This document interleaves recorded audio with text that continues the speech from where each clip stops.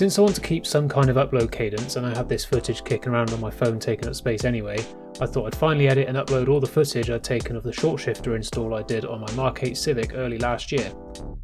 For those waiting for more 1.8 turbo micro progress, you don't need to worry. I took a short break over Christmas and now it's over. I'll be back with another update very soon. For now, welcome to my Mark 8 Civic, a car that I bought specifically to daily drive and not modify so that I could concentrate on the micro. So sit back and stay tuned whilst I modify it with this short shifter I bought on eBay for £13.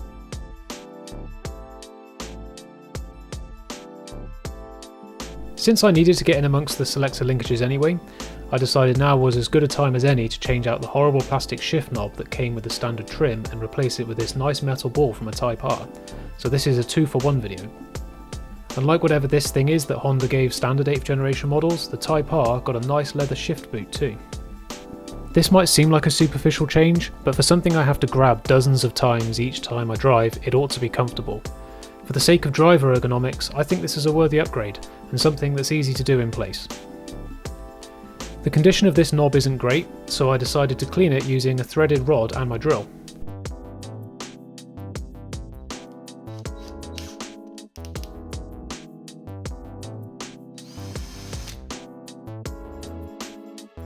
By placing some wet sandpaper on a folded towel, I can use the drill to quickly knock back any imperfections in the surface.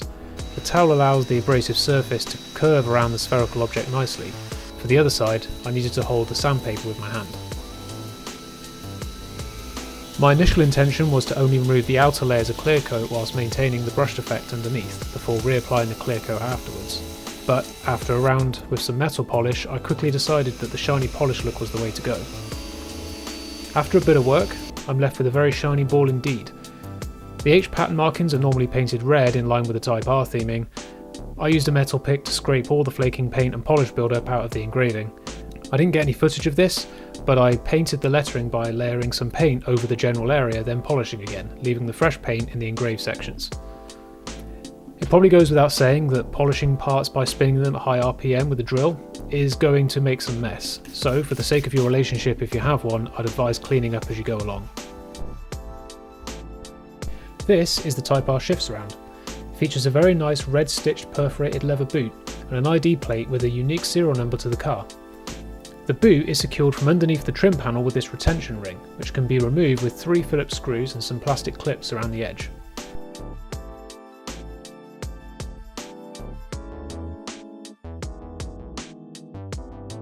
With the boot removed, I had a go at removing the ID plate with some gentle heat.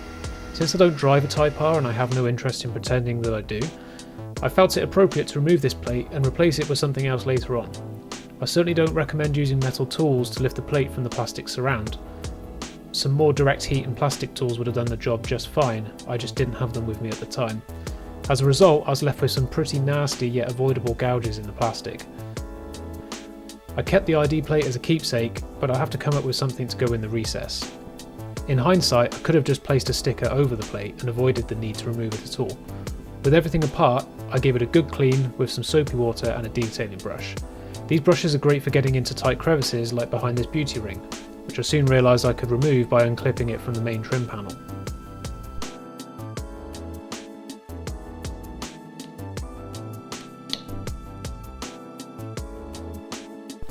Now for the shift boot. I managed to pick this one up for about £13 from eBay. It's available in a few stitching colours including the original red, but I picked this grey stitch for a more neutral appearance.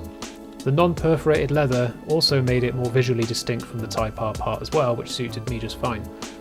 Since it's made for an FN2 Civic, all of the requisite loops and tabs are present, so swapping it over was a simple, albeit fiddly case of transferring the retention ring over, making sure to keep everything oriented correctly. It's pretty hard to demonstrate on camera, but the fabric straps go through the ring and loop around the tie points on the outside. The leather flaps remain outside of the ring.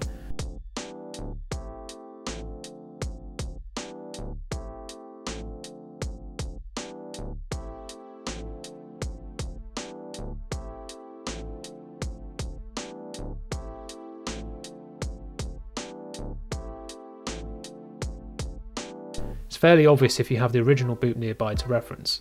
The retention ring then clipped back into place and was screwed back in.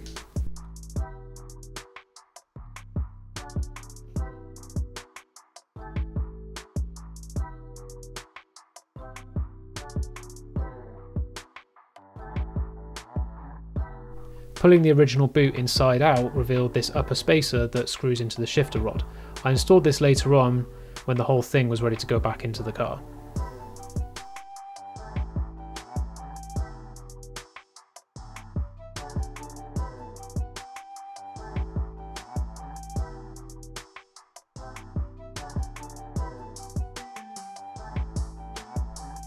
With that out of the way and ready to go, the next task was to install the short shifter kit.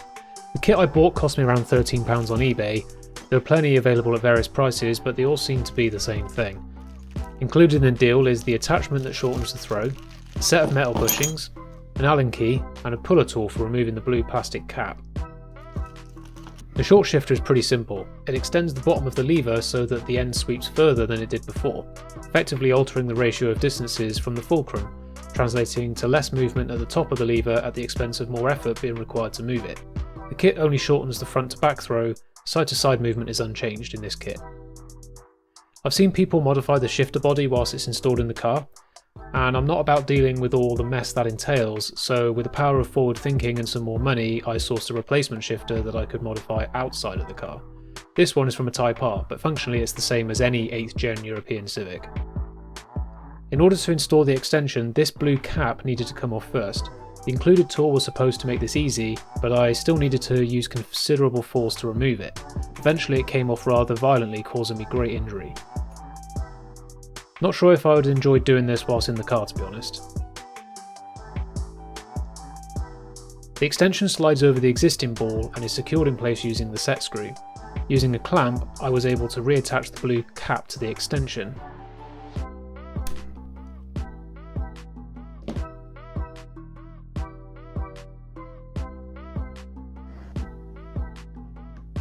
I think it's fairly obvious now what the next step involves.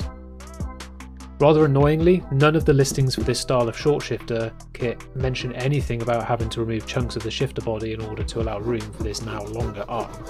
The only reason I knew about it was because I'd seen other videos covering this install before going into it myself. I needed to remove a fair amount of material, and this wrong file for the job was taking far too long, so the Dremel with a sanding drum came out to take care of the bulk of the removal. Bear in mind that not only does the ball need to clear, but the end of the selector cable that goes over the top of it also needs room.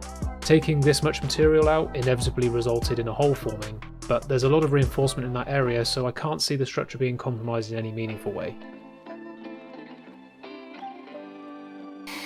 After a quick clean up with the world's shittest vacuum cleaner, the shifter modifications were complete. What follows nearly broke me. Unlike the Micra, I couldn't just remove the trim surrounding the shifter with a few nearby screws to gain the access I needed. I had to remove nearly all of the lower dashboard first, starting with this closing panel on the driver's side. I was being careful not to scratch the interior by using plastic trim removal tools. I obviously learned from my mistake with the ID plate earlier. Removing the panel revealed a single Phillips screw that secures the lower dash panel, which, with some gentle force, pulls right off.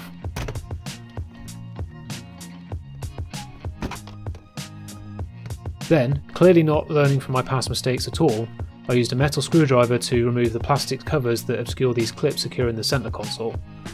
Not sure why a screw wasn't appropriate here, but was earlier, but I'm sure the good engineers at Honda had a good reason. Oh, they used a screw here at the back. And a plastic fir tree clip at the front? Getting the centre console out from around the handbrake lever took some effort, but moving the shifter forward into third gave me a bit more room.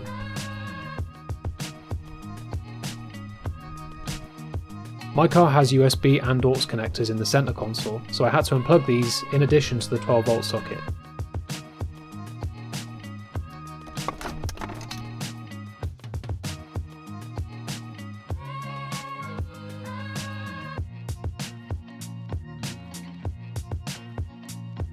The old selector trim popped out with little drama, and then the whole lower surround followed with some more firm pulling. Shifting into fourth helped clear the shifter.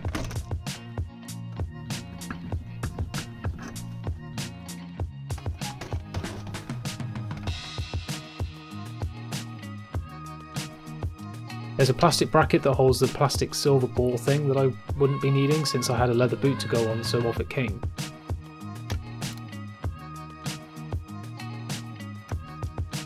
So too did the plastic ball itself.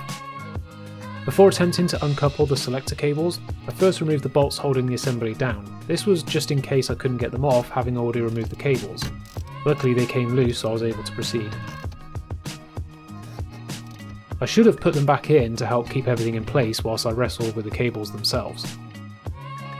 Lifting the metal wire freed the inner cables from the lever, and then the outer cables were freed from the assembly by twisting these retainers. They were quite stiff to begin with, but with the help of some angle pliers I could break them loose enough to finish them off by hand.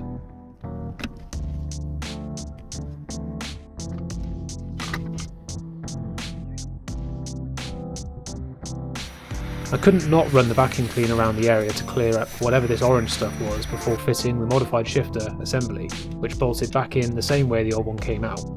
I did install the metal bushings as well, though you can't see them here. The cable snapped back over the ball joints, and I was relieved to see that I had removed just enough material for the cable to clear the shifter body.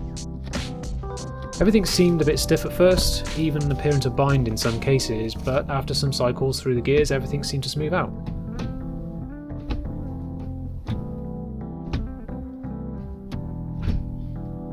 So at this point I was about ready to take the car out for a quick run around the blocks, check everything was working properly, before reassembling the interior and calling the project a success. The problem was that now the car wouldn't start. Now you might be thinking, how does changing the shifter assembly stop the engine from firing up? At the time I had no clue. With the key in the ignition everything lit up as it should. When I pressed the engine start button the engine cranked just fine, pretty strongly in fact, but it wouldn't fire up. At this stage I was starting to panic. I was 15 miles away from home and I had somewhere to be later that day, not to mention my daily driver that I bought specifically not to modify was rendered completely unusable the moment I started modifying it.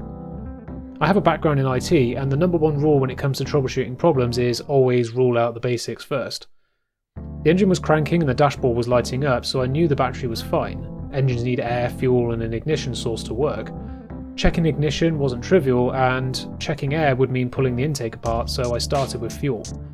So I started checking fuses and relays for the fuel system, as well as all the connections to the fuel pump, which I very much could have disturbed whilst poking around there, but it all seemed fine. And now for the other number one rule of troubleshooting problems: read the manual. Initially I checked in here to see if there were any hidden fuse panels I'd previously missed, but while scanning the troubleshooting section I noticed this entry that matched the exact problem I was having. And it was then that I'd learnt about the fuel cut-off safety switch that all my previous older cars never had. With all the body modules underneath the centre console trim, one of them must have been part of the impact detection system, and by yanking bits of trim and prodding about I must have tricked it into thinking I'd crashed. Honestly, I'm lucky the airbags didn't deploy, because I didn't disconnect the battery like a complete moron. Anyway, the fuel cut-off reset switch is inside this hole in the side of the dash, behind the very first panel I removed earlier. I reached inside and pressed the rubber button until it clicked, then with the keys in the ignition I could hear the familiar faint buzz from the fuel pump, and with the press of the start button the engine sprang into life like nothing had happened. So, if you're poking around behind the centre console of an 8th generation Honda Civic and it won't start, check the fuel cut-off switch and disconnect the battery first.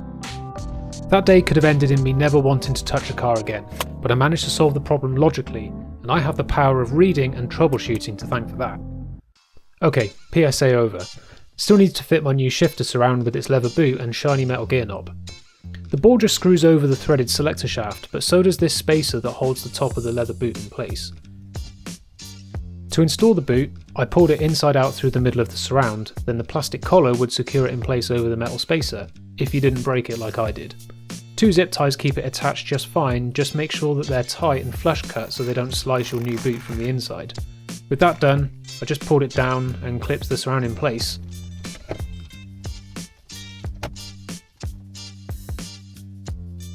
I did have to make some slight adjustments to the spacer so that the H pattern on the knob would be straight when it's tightened down, but that's just down to trial and error. It looks a bit like an elf's hat. The short shifter feels great. I've been using it for nearly a year at the time of recording and I haven't had any problems with it. The Type-R trims and shift assembly were completely optional. I see no reason why you couldn't install that kit on the standard shifter. Anyway, I hope you found the video helpful, or entertaining, or both. With Christmas over and the new year underway, I'll be cracking on with the 1.8 Turbo Micro. If you're here because you were looking for a tutorial on installing a short shifter in a Civic, this isn't my normal sort of content, but I may cover this car more as I do various jobs on it. Otherwise, check Check out the micro build if you're looking for something a bit different.